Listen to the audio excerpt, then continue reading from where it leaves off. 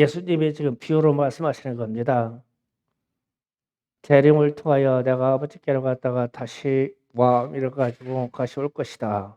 그런데 이 백성들이 예수를 미워하여서 사자를 뒤로 보내서, 이게 사자를 뒤로 보내는 거는 첩자를 보내듯이 엄밀히 보내는 겁니다.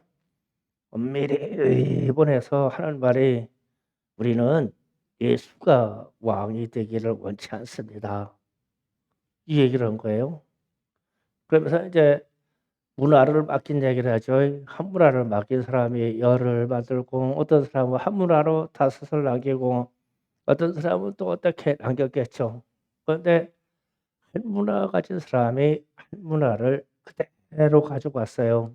그러면서 하는 말이, 당신은 엄한 사람이다.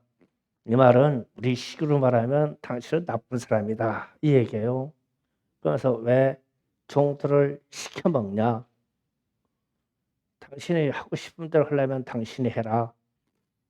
나는 당신이 왕이 되는 걸 원치 않아.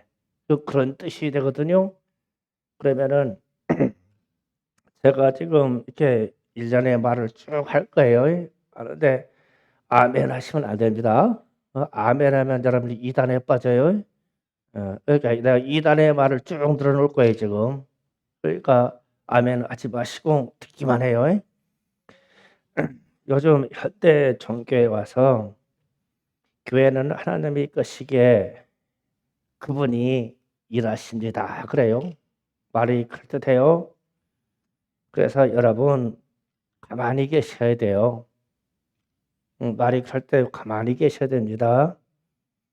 하나님을 앞질러 일하려고 하지 마세요. 그것도 교만입니다. 그분은 우리의 필요를 아십니다. 굳이 기도하지 않아도 아십니다. 이래요.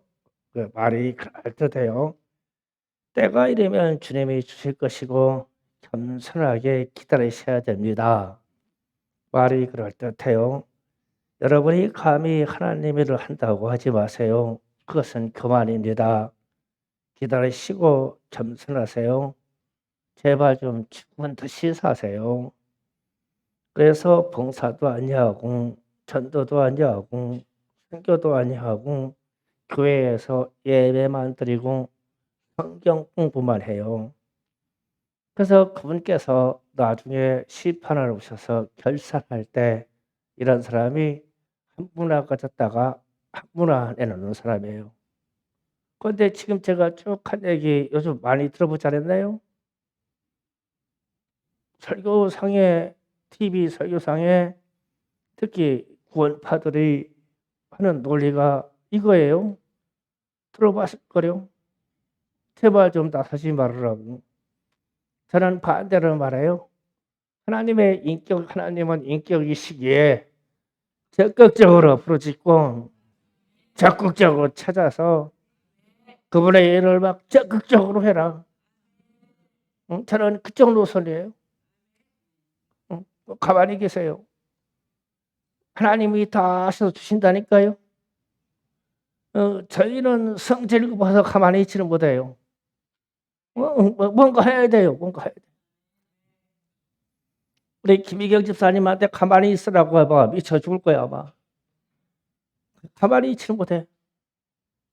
그래서 하나님의 일, 주님의 일을 무엇을 한다고 하면 우리의 마음에 열정이 생기는데 이 열정은 가만히 있을 수가 없어요. 그래서 나가서 개척해서 건축해야 되고, 개척해서 사람들에게 전도해야 되고, 선교회에서 외국의 하나님의 나라들을 세워야 되고, 미종족, 믿지 않는 종족들에게 하나님의 복을 전파해야 되고, 그러려면 얼마나 열심히 해야 되냐고. 이게 가만히 있어서 될 일이냐고.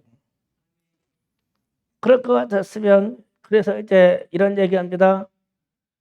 주님이 오시면 다 해결해 줘요. 그러니까 좀 가만히 계세요. 이래요. 주님이 오시면 해결해 주는 것보다 우리의 있는 모든 것을 결산하셔요. 결산하신다겠지 가만히 있으면 해결해 준다고 하셨어요.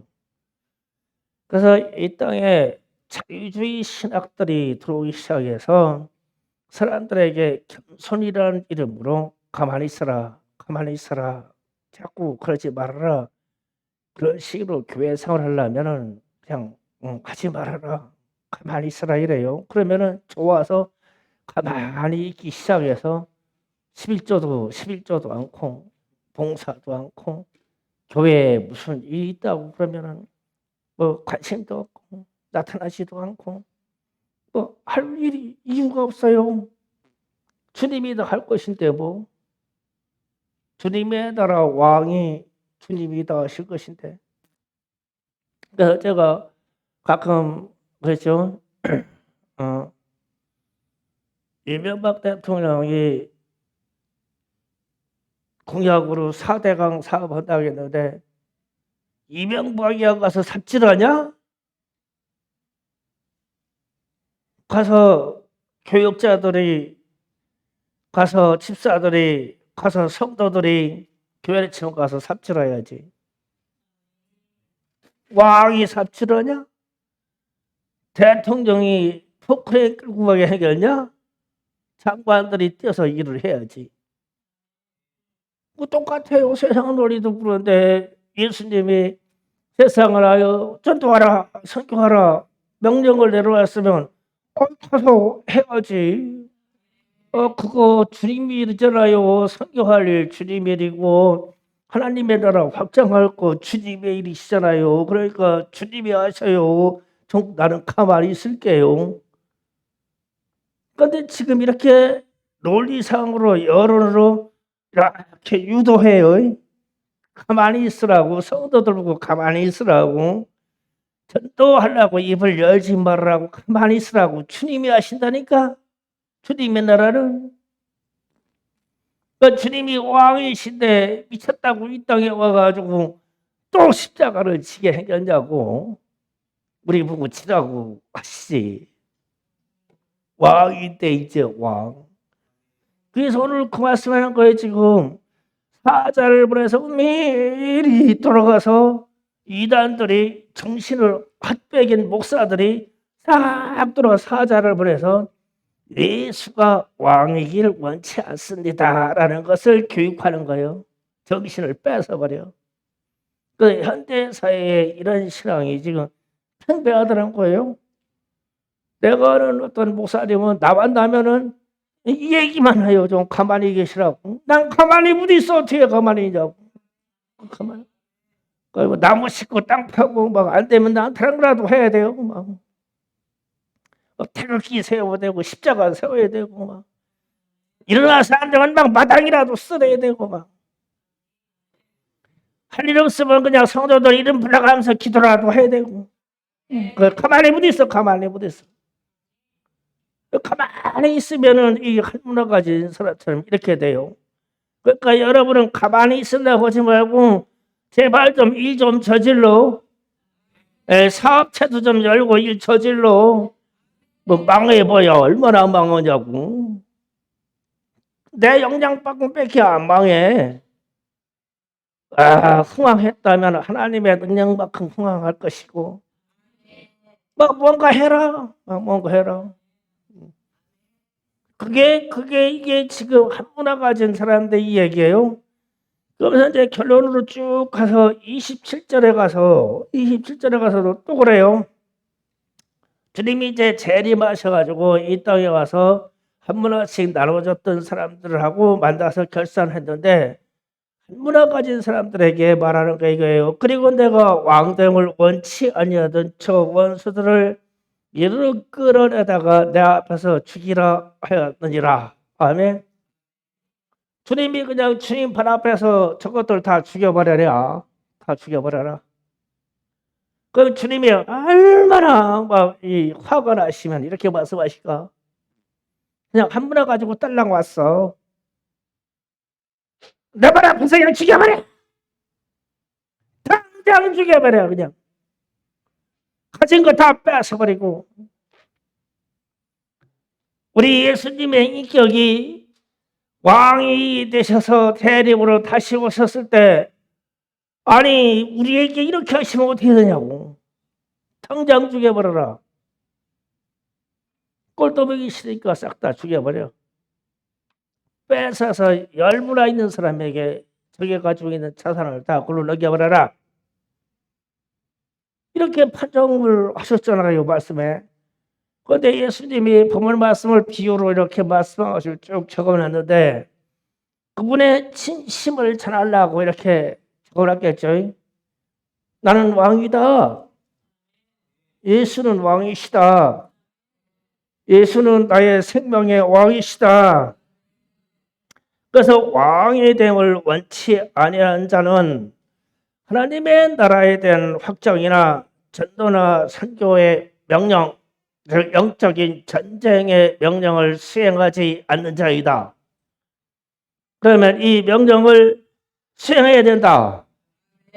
그래서 제가 수요일날 말씀을 전할 때 전쟁에 있는 현지 전쟁터의 최전방의 전쟁터에 있는 병사와 지휘관은 대통령에게 최고 권위자에게 보고할 때 승전보를 보고하는 거지 지키고 방어하고 싶다고 하는 것을 보고하는 게 아니에요.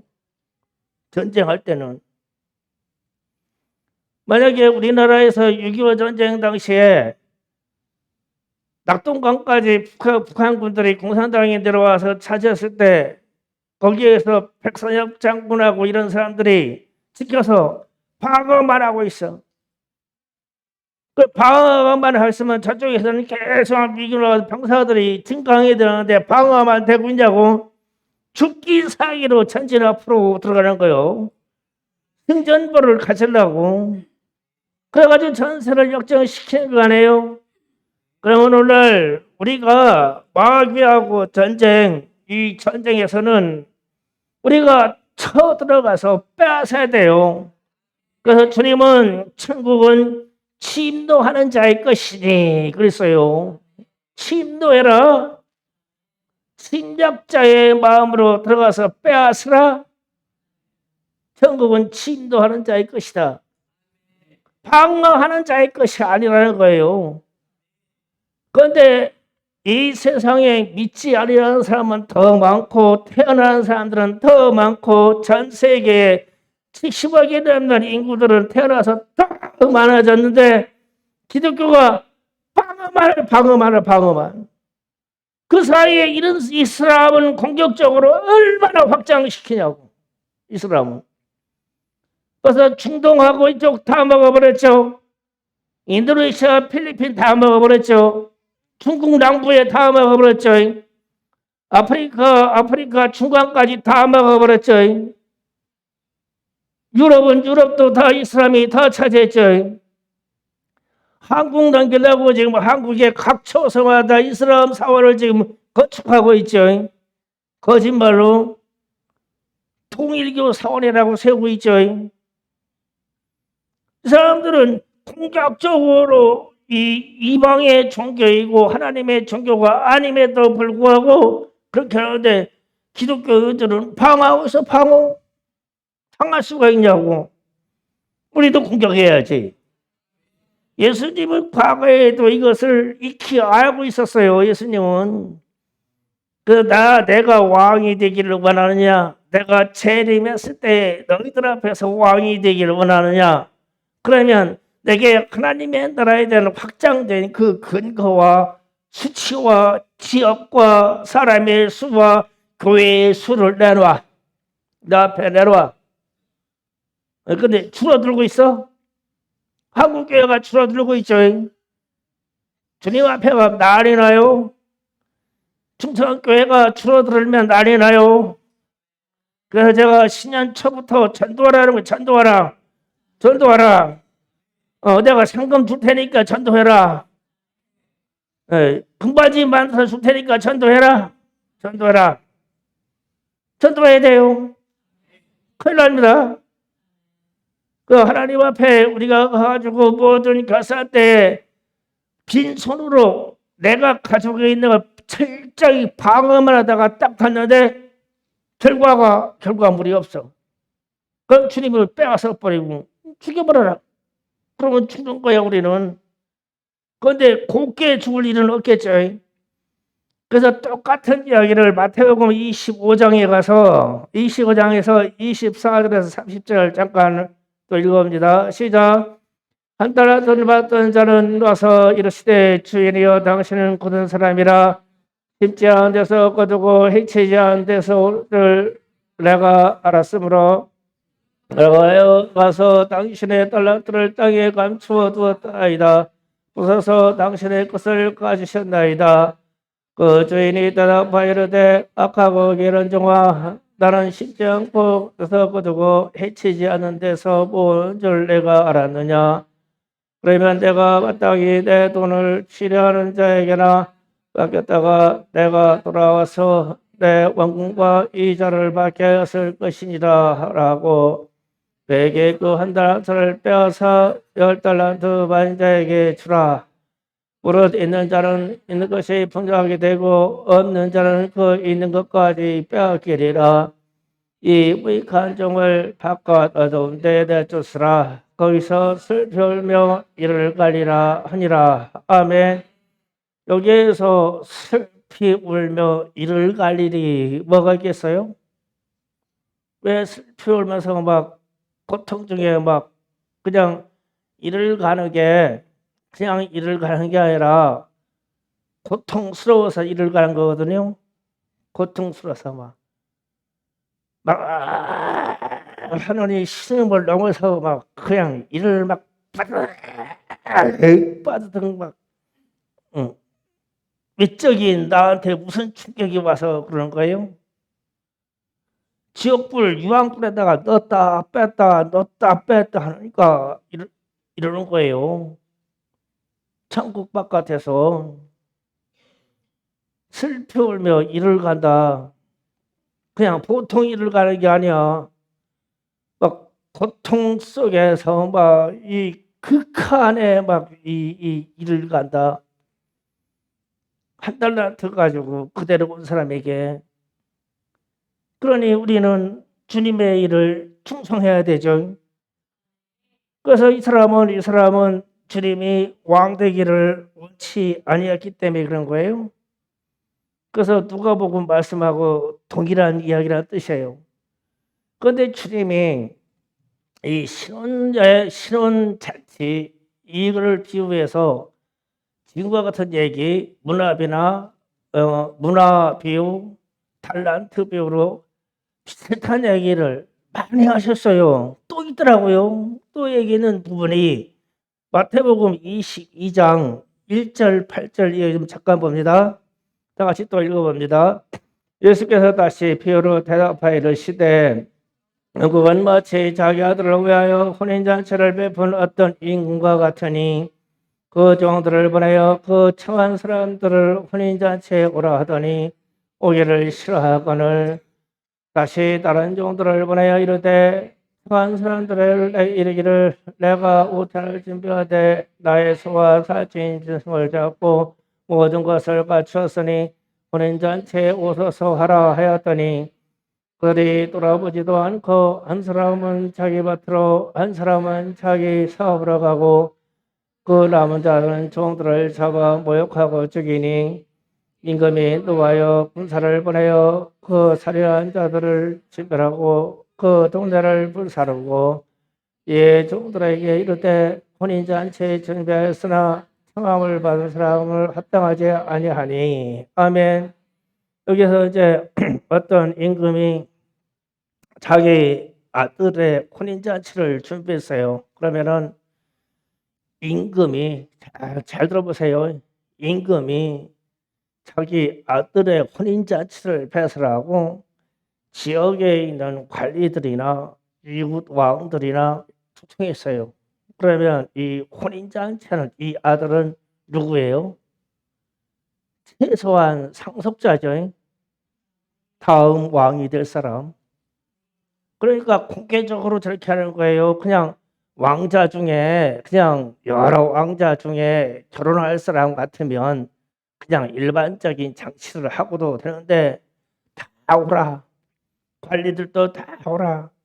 선지자들도 다 와라. 제사장도 다 와라. 인근에 있는 모든 권력 가진 사람들도 다 와라. 이랬어. 그러면은 이 사람의 혼인잔치의 주인공은 이 임금의 곧바로 상속자인 거예요. 그러면은 나는 바빠서 못 가요. 나는 오늘 소를 샀어요. 나는 팥을 샀어요. 그러면서 갔어. 다른 사람이 갔어. 그럼 갔으면 이 간 사람들은 이 상속자를 인정하지 않겠다는 뜻이죠. 그렇잖아요. 그럴 수는 없죠. 그러니까 임금이 태안하는 거예요. 그러면 오늘날 과거에 2000년 전에는 유대인들이 예수님이 초림으로 왔을 때 왕으로 인정 안 했어요. 그 하늘의 아버지가 대노하실 거예요. 이미 대노하셨죠. 그러면 앞으로 우리에게도 똑같은 얘기예요. 예수님의 혼인잔치가 계속 계시록에 예고되죠. 그때 우리가 초청받거나 초청 안 해도 가야죠. 뿌득뿌득 가야 되죠. 천국 잔치에 들어가야 되니까. 그러면 안 가는 사람은 뭐냐면 나는 하나님의 상속자가 예수가 상속자라는 걸 싫어. 안 가. 그 혼인잔치하고 나하고 무슨 상관이야?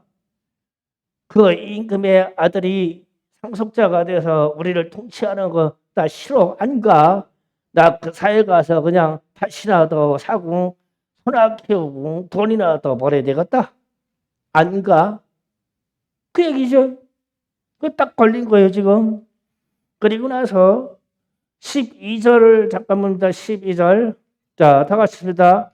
이르시되 친구여 어찌하여 예복을 잊지 않고 여기 들어왔느냐 하니 그가 아무 말도 못하거늘. 자, 보여 이제 상속자인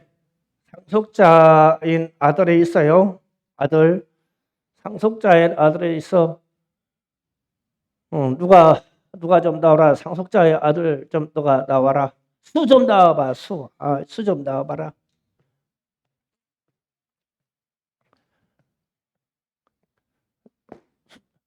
일로 와라. 얘가 상속자 왕이요. 여기 와서 여기서 이제 앞으로 나를 대신해서 할 왕이요 왕. 그래서 이제 얘를 장가보내려고 해서 혼인잔치를 쫙 매설했어. 그런데 막 이제 왕의 혼인잔치니까 인근 왕들부터 해가지고 관리들 총리들까지 다 왔어요. 왔을 때 이 왕이 어떤 사람을 딱 보고 하는 얘기가 친구요. 그랬어요. 그러면 이 왕하고 예복을 안 입고 저 사람하고 이 왕하고 사이는 어떤 사이요? 친구.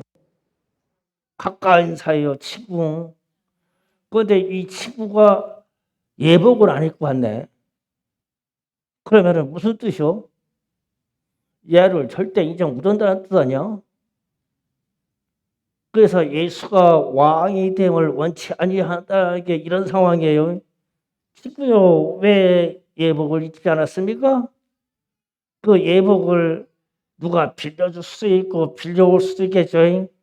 그러면은 많은 사람들이 주변에 있는 분봉왕부터 총리, 관리들, 유부왕들까지 이 왕의 상속자가 결혼식이 있다는 얘기를 듣고 예복을 갖고 선물을 가지고 그 예식에 다 들어왔어.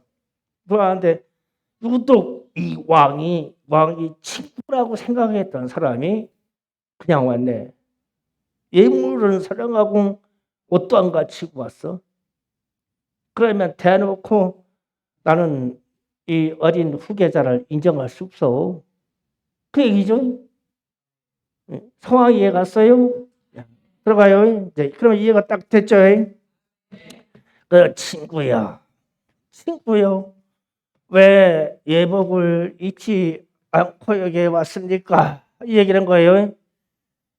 근데 제가 이거를 깨달았는데 우연히 이렇게 깨달았어요.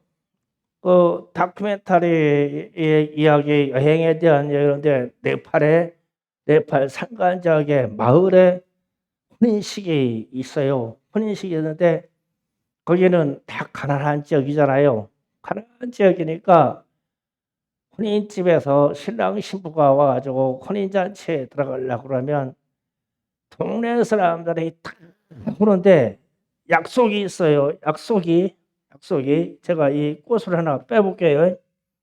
이마하게 큰 장미 같은 송이를 여기에다가 이렇게 남자하고 여자하고 이렇게만 하고 오면 돼요. 혼인잔치에.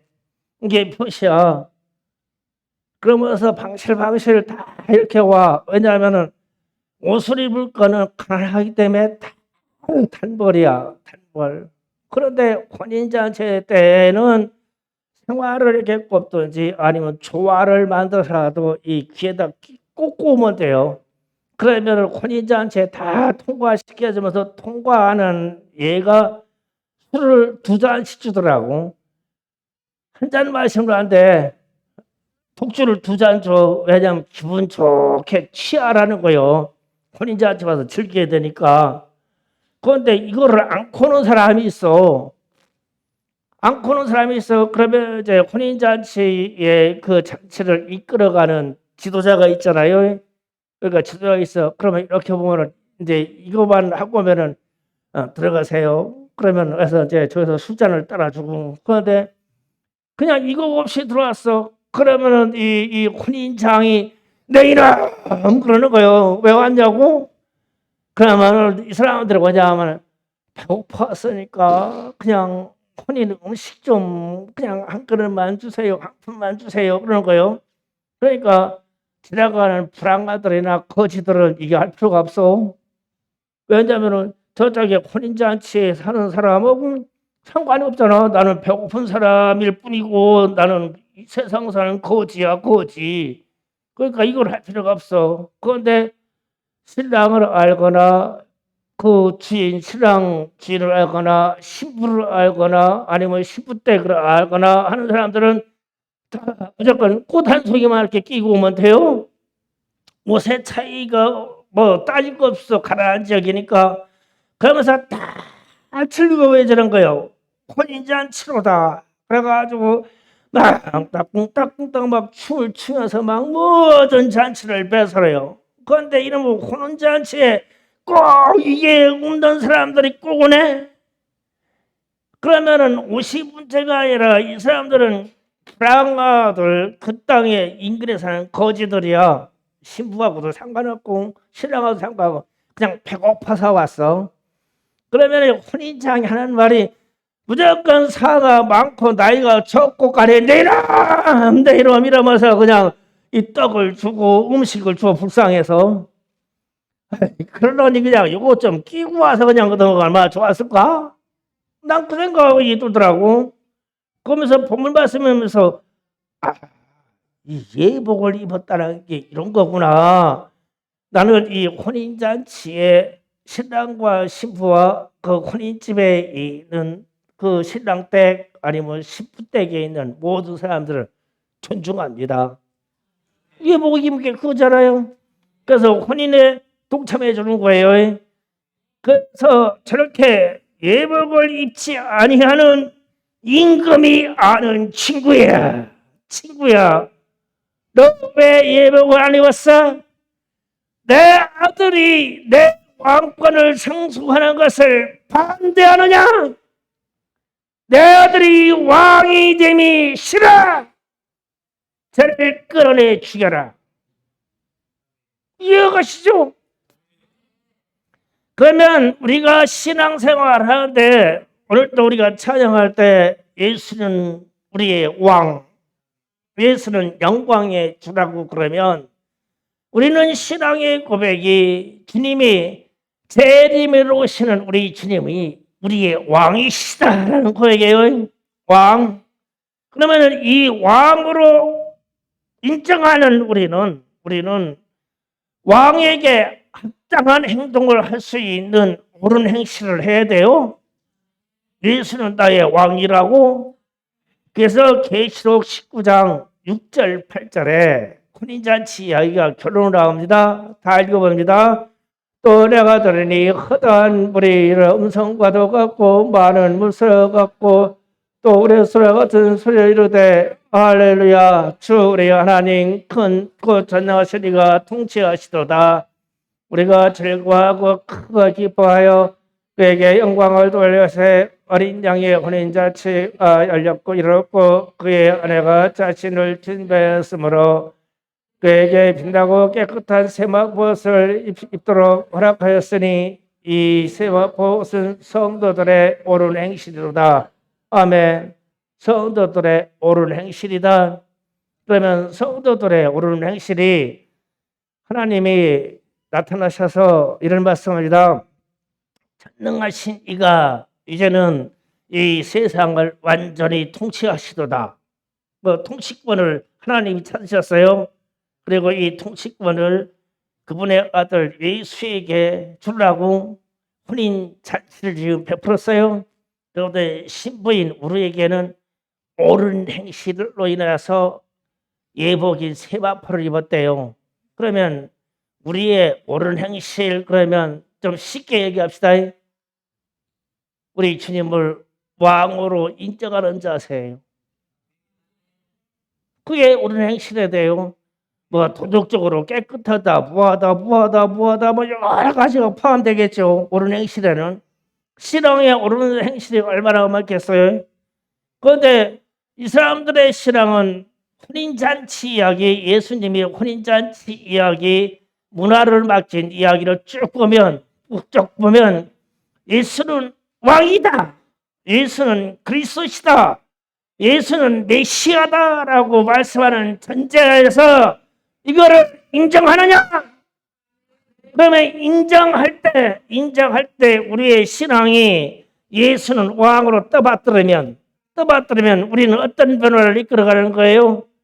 구원의 모양을 갖춰가고 우리가 성지로 말미암아 우리 변화가 오고 좋은 사람들을 기독교인 좋은 사람들을 만나서 우리의 영역이 잃어가고 그런데 주님은 그렇게 우리의 잃어가는 이 세상 속에서 우리에게 명령하신 바가 있단 말이에요. 내가 다시 온다. 왕권을 가지고 다시 온다. 통치권을 가지고 다시 온다. 나는 다시 올 때 통치권을 가지고 오므로 나는 완전한 왕으로 올 거야. 완전한 왕으로 올 거야. 너희에게 이것을 맡긴다. 달란트와 문화를 맡긴다. 남겨라. 그러면 장사하는 사람이 맨날 장사가 번전 돌아가면은 장사하는 사람이 영향이 없는 거죠. 솔직히 그렇잖아요. 맨날 본전이요. 그런데 장사하는 사람이 쭉쭉쭉쭉 성장해. 100만 원 파는데 200만 원 파는데 2호점을 냈다네. 할렐루야. 장사하는 사람의 능력이 그거죠. 예수님이 우리에게 장사를 맡겼어요. 생명의 장사, 영혼의 장사를 우리에게 맡겼어요. 전도에서 찾아와, 전장에서 찾아와, 뺏어와. 전국은 침노하는 자일 것이니 침범해서 뺏어와. 신앙생활은 공적적인 거야. 방어하는 게 아니야. 그래서 천국의 문에 들어갈 수 있도록 뺏어와. 하나님의 나라를 확장해. 중성교회 제2의 중성교회를 개척해라. 선교해라. 주님이 명령을 그것이었잖아요. 그러니까 이 명령에 따라서 우리는 남겨야 돼요. 남겨야 돼. 그게 왕으로 인정하는 거예요. 그래서 전쟁통의 왕이 지금 영적인 전쟁이 무지하게 심한 이 시대에 우리의 왕이신 예수님이 중성교회에 왔어. 와가지고 얘들아 결산 보자. 보면 그런데 한 게 없어. 뭐가 한 게 있어. 우리 직분자들이 한 게 없어. 교회를 또 다시 세웠냐? 전도를 백명했냐? 뭐 했냐? 한 게 없어. 당장 수여버려. 이렇게 어떻게 되냐고. 그렇게 되지 말아야지. 주님이 오실 시간이 약간 남았으니까 절대 그렇게 되지 말아야지. 남겨야 돼. 교회의 일은 이하 불문하고 성공시켜야 돼. 우리의 전도의 능력은 성공시켜야 돼. 우리의 선교의 능력은 성공시켜야 돼. 우리 중에 우리 청소년들이 이 주님의 종으로 나올 사람들이 많이 있어요. 많이 있어요. 성공시켜야 돼. 전도에서 계속 성공시켜야 돼. 쟤들 근데 보통 훈련시켜야 되겠냐고. 막 훈련시켜서 막 성공시켜야 돼. 근데 교회 콩잎에만 안 빠지고 나면 자동 훈련돼요. 걱정하지 마라. 자동 훈련돼요. 새벽 예배까지 나오면 그냥 훈련이 저절로 돼요. 다소라 알았냐? 훈련 저절로 돼요. 뭐 맨날 하는 얘기가 이런 얘기 들을 거니까 가만히 있을 수가 없어. 또 뭐 목회자가 되고 싶고 선교사가 되고 싶은 사람 또 새벽 예배 나와. 훈련돼요. 훈련되게 돼 있어. 또 그러면 또 목사님이 또 알아서 때가 되면 또 철학기도 또 시켜줄게. 또 때가 되면 또 산기도도 시켜줄게. 훈련이 돼요. 그러고 나가지고 나가는 거예요. 가라 그러면 나가는 거야. 가라고는 저 세상에는 아무것도 없어. 나에게 대적만 있어. 저 세상에는 나를 편들 사람이 아무도 없어. 다 귀신이고 마귀고 사단이야. 내 탓은 하나도 없어. 하나도 없어. 그런데 갈 수 있어. 왜냐하면 주님이 나의 왕이시기에 그분이 나를 붙잡으시고 동행하시기 때문에 그분의 명령이 들었기 때문에 가는 거예요. 그럴 때 주님이 나를 지지해 주시는 것이죠. 나도 주님을 왕으로 인정하는 거고 예수는 왕이십니다. 예수는 나의 생명의 주이십니다. 찬양단 찬양 준비하세요.